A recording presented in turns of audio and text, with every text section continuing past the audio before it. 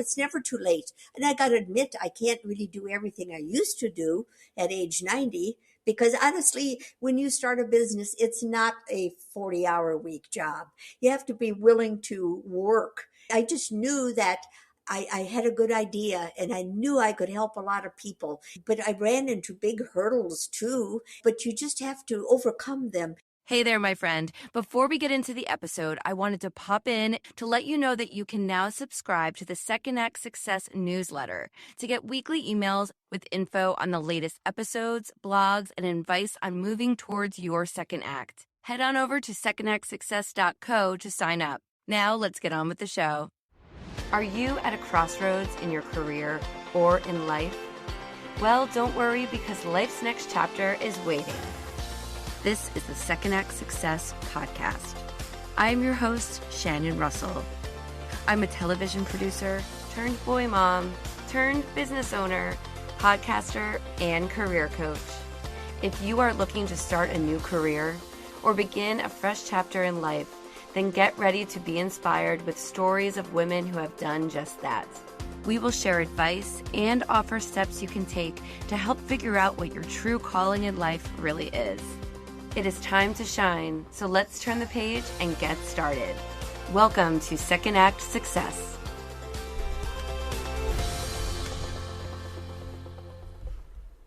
Seattle Sutton is 90 years old. She began her career as a registered nurse, and when she was 53, she decided to help her patients eat healthier by creating the well-known meal plan service, Seattle Sutton's Healthy Eating. Her company became a multi-million-dollar family business that she just sold a couple of years ago. Seattle kept me laughing this entire interview, and I'm so excited to share it with you now. This is Seattle Sutton's Second Act Success story. Welcome to the podcast, Seattle. I'm so happy to have you here. Thank you. I'm excited to talk with you, Shannon. Thank you so much for even doing this. By the way, I was born in 1932, so I'm 90 years old now. I was born during the Great Recession in North Dakota. My mother, she came from a family of 14. I had 66 first cousins because everybody had big families because they were homesteaders of land in South Dakota and then North Dakota, where I'm from.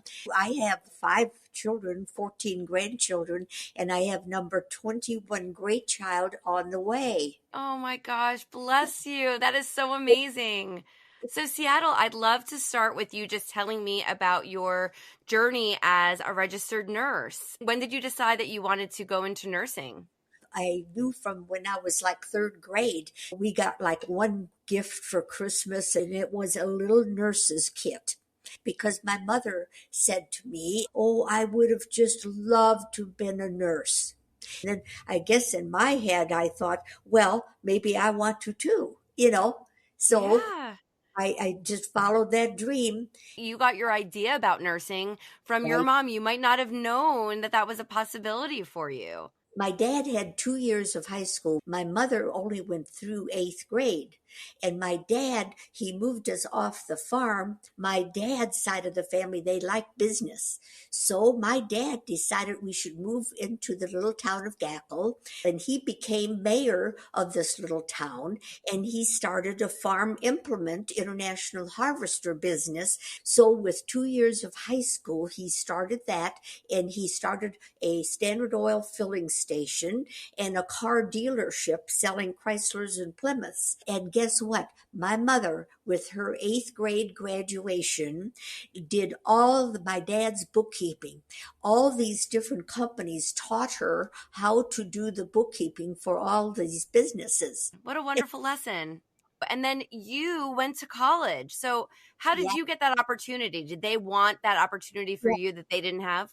My dad was kind of hoping I'd stay home, and we were very close. But some of my relatives in his side of the family had gone to Jamestown College, and they said, oh, if she wants to go to nursing, Jamestown is great. So I got to go to college. Jamestown College had a collegiate program to start nursing. I decided to go there, and one of the reasons was, Shannon, that I was getting pretty interested in boys, and I didn't like the idea of going going to a nursing program for 3 years where there were mostly all girls. I mean, it's really attracted me because I could live on the campus at Jamestown College and my major could be nursing.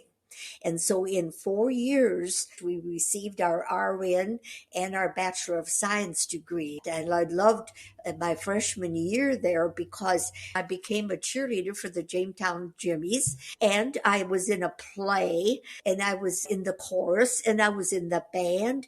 I joined everything because I thought everybody did.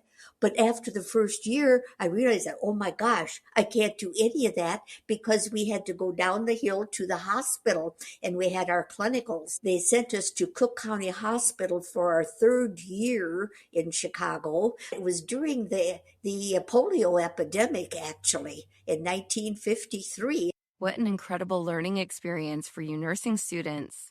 What came next? It was 4 years and 3 summers. So then I had an RN and a BS degree. And my first year when Kelly, my husband, was taking his internship at Peoria, Illinois, St. Francis Hospital, I thought I'll just work at the other hospital, Methodist, while he gets his internship and stuff. So I was on the floor the first day and they came to me. And because I had a Bachelor of Science degree, back then a lot of RNs did not have that. And they asked me if I would like to teach nursing at the hospital there. And I said, oh, yes, I would love to be on the staff and teaching. I was only 22 years and so proud. I had 55 freshman students that I just adored. When you have a specialty like nursing and you're teaching like freshman nursing, they were there because they wanted to be. I had no computer back then to do things. Like I gave them an exam on every assignment and I hand corrected all these tests that I gave them and stuff because I had time. My husband was interning and many times he had to stay there all night. I still now keep in contact with many of them. And do you know that those 55 students, I was Mrs. Sutton to them.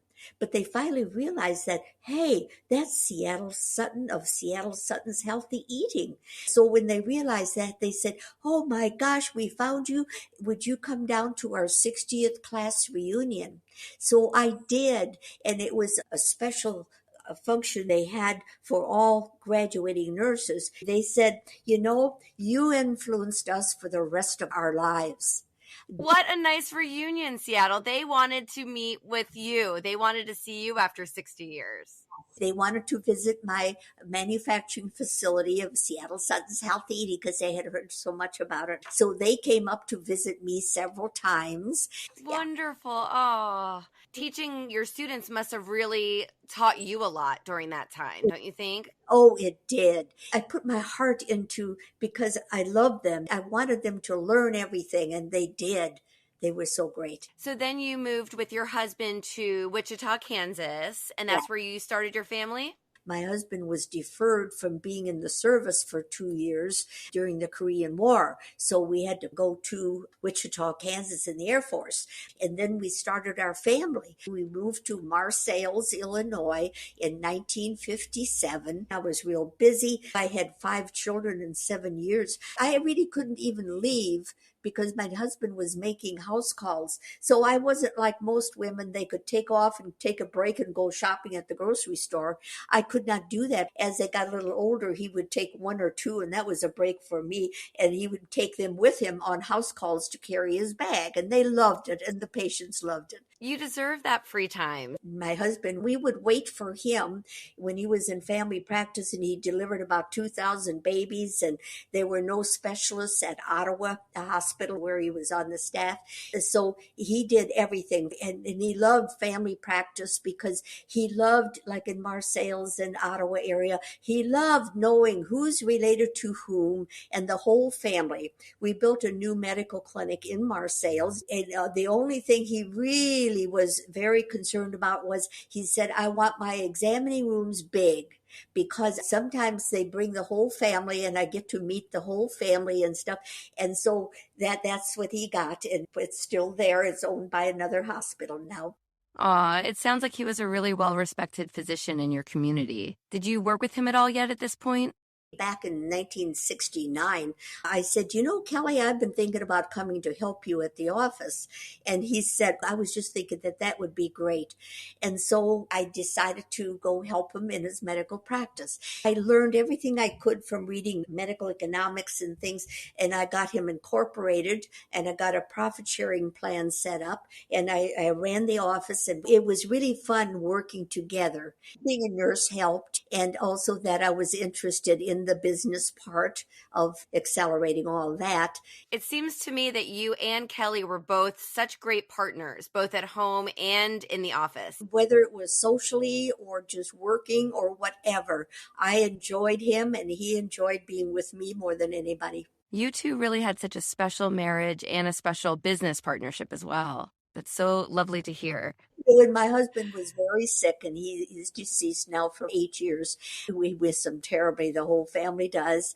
And he was very influential as a really great father, and he was a great family physician. We talked about a lot of things that we really hardly had talked about. Like I asked him one day, I said, Kelly, his name was Herman Kelly Sutton, but I said, well, I wonder why when we got married, we didn't really talk about when should we plan on having children or whatever. And he said, oh, no. He said, I wanted to see what they looked like. And I thought, is that why we had 5 kids in 7 years? It sounds like he had a very big sense of humor, I can tell. He did. He had a very good sense of humor. And you have to laugh and you have to have fun. How long were you married, Seattle? 60 years. How very lucky, Seattle. 60 years is a long time. So tell me, why did you decide to pivot once again in your 50s to start your own business? Why did I start my business? As a nurse, I felt that handing people a sheet of paper, like if they needed to be on a low cholesterol diet or a low fat diet or whatever, handing people a sheet of paper did not do the job. I felt like talking to them, the patient, and trying to help them was really important, but and not everybody wants to spend their time in the kitchen all day. I knew that. And so I thought, gosh, if somebody would just do the meals for these people and count the calories for them and stuff, they would do well. I know they would, but they're not going to do all that work. And so one day after I got home, I said to my husband, somebody should do the meals for people. And I said, I think I might start that. And he looked at me because I was 53 years old then. And he said, well, you're not going to get any younger, Seattle. If you want to do it now.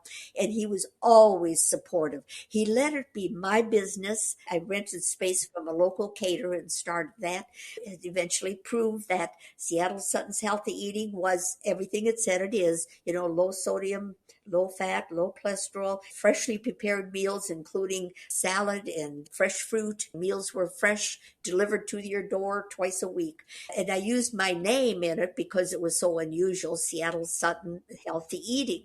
I know it started in Illinois, but it's available countrywide. Is that right? Yes, it's available nationwide. Yes, they can have a choice of either being on 1,200 calorie for weight loss, or a lot of the elderly share the 2,000 calorie, which is way big enough to share. We have a vegetarian line now also, which is about 1,500 calories a day average. And it's 21 meals a week, every breakfast, lunch, and dinner. And the reason I did that was so people, when they're on Seattle Sutton's Healthy Eating, they only receive the same meal, including breakfast, 10 times a year. Wow, that is a lot. One of my personal reasons for also starting the business for weight loss, and I know that hundreds of people lost over 100 pounds, and I'm very proud of that. I know I really helped them. Some said I saved their lives. If the distributors would let me know, I would send them a personal note with a check for $100 for losing 100 pounds. My personal reason was my own father weighed 385 pounds. And so I was always concerned about congestive heart failure and type 2 diabetes. Unfortunately, he died 5 years before I even planned to start my business. But I always knew that if he just had somebody to do the meals for him, he would do well. It really is hard. You can see it on a piece of paper, but to make the effort of changing your lifestyle, of changing how you cook and eat is really hard. So to have a company like you created to prepare those meals and have that just easy for you just makes a world of difference. Somebody needs to do it for them. And of course, it's not cheap, but when you add up your time and your travel costs to go buy groceries, to plan your meals, to cook, to clean up and all, if they can possibly afford it, we can do the meals for them. It's a family business. Your kids are involved as well, right? The whole family was involved somehow.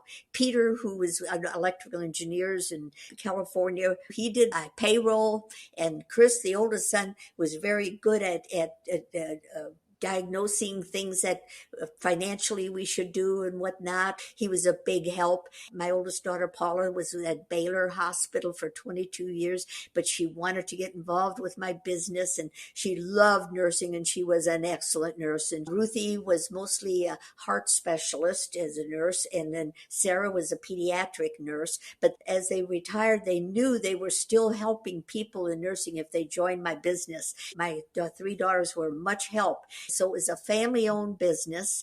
And in 2012, I gave up all my shares to them, and I delegated and kept delegating more things for them to do. Seattle, that's amazing. At one point, the most meals we did in one week at Seattle Sutton's Healthy Eating was 800,000 meals a week. Are you so proud of everything you've created?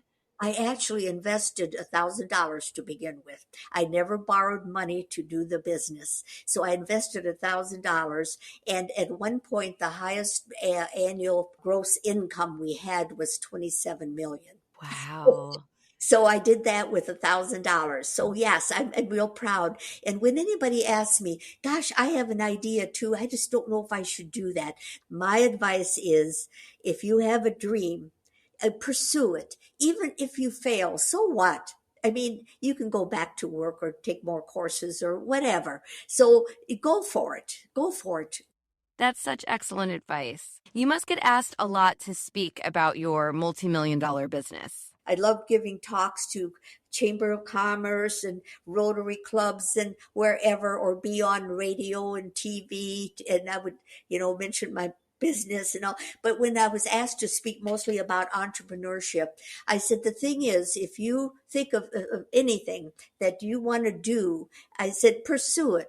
But remember this, that do it right. Try to do it right. Do it very business. You need to incorporate it and have a good lawyer. You need to have a CPA. You need to pay your taxes. And the number one, have good, honest, ambitious employees. Those three things are really, really important if you want to start a business. And in my case, I had read that it takes about 10 years average to start a completely new business. I didn't believe it. I thought I could do it in 6 months.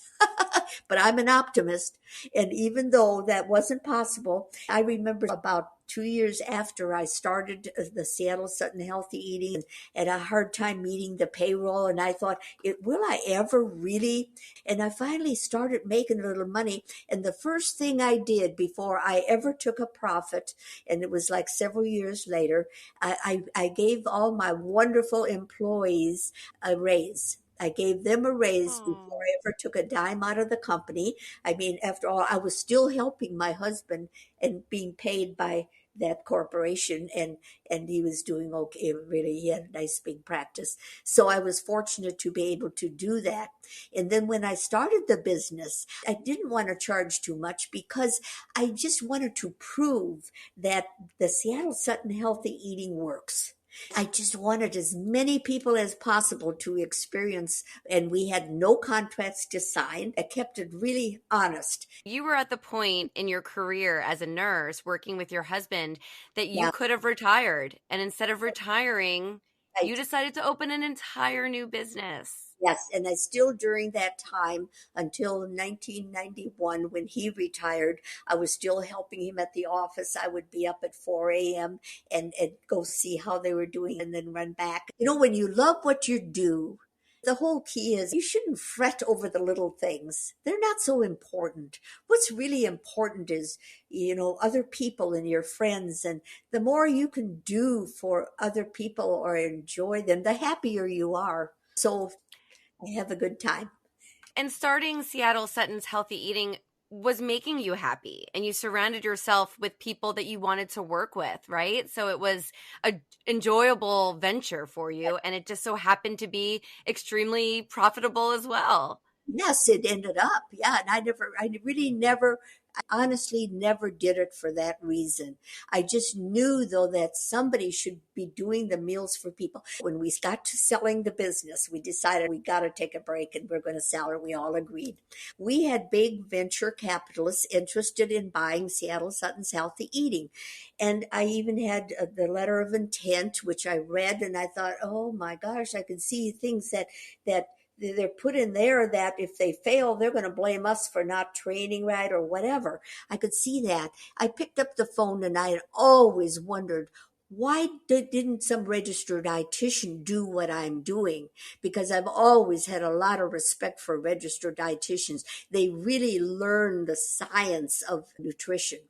We had a wonderful registered dietitian with us named Renee Fizek, and she was a registered dietitian and a diabetic educator. We had her full time. She believed in all my same philosophies of no gimmicks, no contracts, just, do the right thing and just, and so I picked up the phone one morning and I called her and I said, Renee, you might have realized because we were having appraisers that we might sell the business. Would you be interested?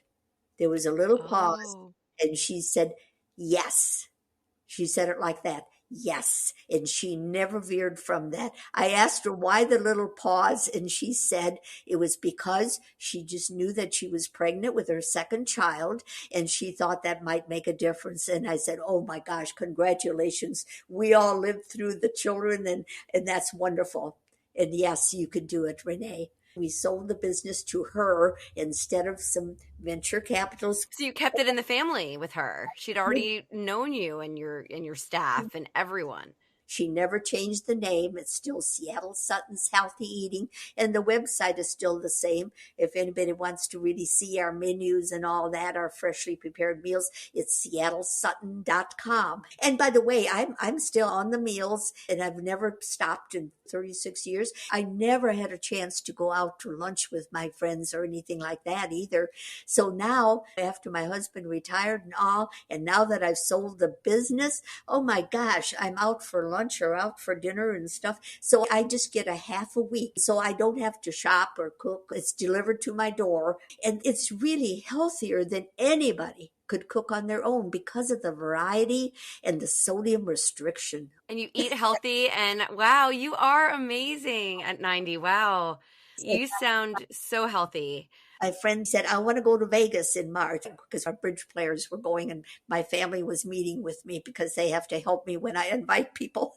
Right. So So how was Vegas for you? Did you have fun? I love that you're traveling. oh, I love it. And I like to play craps. Okay. But you know what they did to make up for the COVID losses? And I want them to be in business, so I can't blame them, but they don't have the $5 minimum crap tables even downtown anymore. And that throws off my game. So I play craps. Craps and bridge. I love it. Do you have children? I do. I have two little boys. That's why. Okay, I've written a book about parenting. My first book was The Seattle Sutton Solution, Sutton, Wow. about 10 years ago. And it has a lot of my husband and my thoughts about raising children. Well, that's so special. I mean, you have so many stories to share. And are a lot of your stories are things from your business in the museum that you started as well? When I sold the business, I always thought that everything I saved someday should be in a museum because nobody is doing what I'm doing. All the things I have saved from the business, 1,000 articles written about me and all that. Many times I would send my husband up to the garage, which we had a bunch of shelves, and it'd be a bag and it said, save for museum. And my husband would look at me and laugh. He'd say, what museum? I wish he was here to enjoy. In 2016, I bought the old depot in Marseilles and turned it into a Marseilles museum. And I found a local person. She's a wonderful director. And then my friend Rosemary Martin, who helped me start my business, she became the manager of my volunteers. So it's really been great. What a lasting impact for your town. And your town has meant so much to you and your family. So, what a way to give back. Oh, yes. I don't want it to be just my business on display. We have special events. We honored all the past barbers in Marseilles or the ministers in this town. We have big events. In the first year my museum was open, we had over 1,000 people register. That's so lovely. Seattle, you've had such an impact on your family, on your community, on the business that you've built with Seattle Sutton's Healthy Eating. What do you think your impact as a female business leader has really meant to everyone? Well, I think when you're a leader in anything, if you are born with a lot of energy and a lot of ambition and all, more is expected of you. I also feel that everybody has their good points, and we shouldn't look for the bad, and we shouldn't criticize. We should look for good things to mention. It's what you think you can accomplish in your ambition, your goals, and work hard to do. That's so important, I think. Look for the good, and you'll be happier, they'll be happier, and good nutrition. Yes, yes. So, what is your advice, Seattle? What would your advice be for someone who's ready to start their second act? If they have something that they really want to start and do, they should go for it. But be sure to do the three things I mentioned before. Start with people, friends, and people that are ambitious and honest as your employees, and have a good accountant, and set it up as a business and not just as a hobby. Many businesses fail because they don't do that. And then, of course, you get incorporated to save your personal assets, but have a good lawyer, and so that you are directed in the main things of a business in a correct way. You have to do it like a business. And so read about that, learn about that, and you can Google about everything to give you information nowadays. So there's no excuse. Yeah. So you started in your 50s and you're now 90 and you've set up this successful business. Would you suggest that people who are a little bit older and have this idea, it's not too late to start, right? Would you speak to that? No, it's never too late. And I got to admit, I can't really do everything I used to do at age 90, because honestly, when you start a business, it's not a 40-hour week job.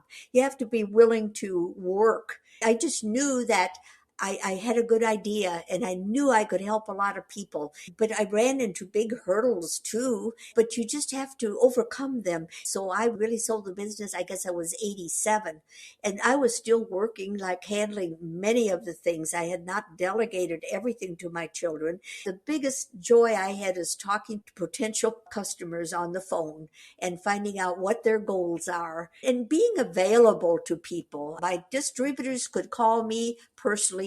My employees could call me personally and ask me questions or give me a complaint. There was no ladder to climb. I didn't allow that. I just wanted to be available for anybody that had questions. And I think that that is a big mistake a lot of businesses are making, and they're really maybe a little bit too high tech before their time.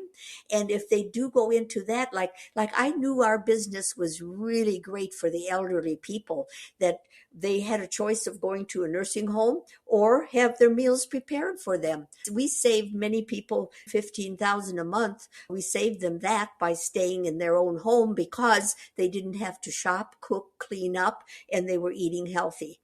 And so look at the whole picture of things and decide what you want to do and go for it.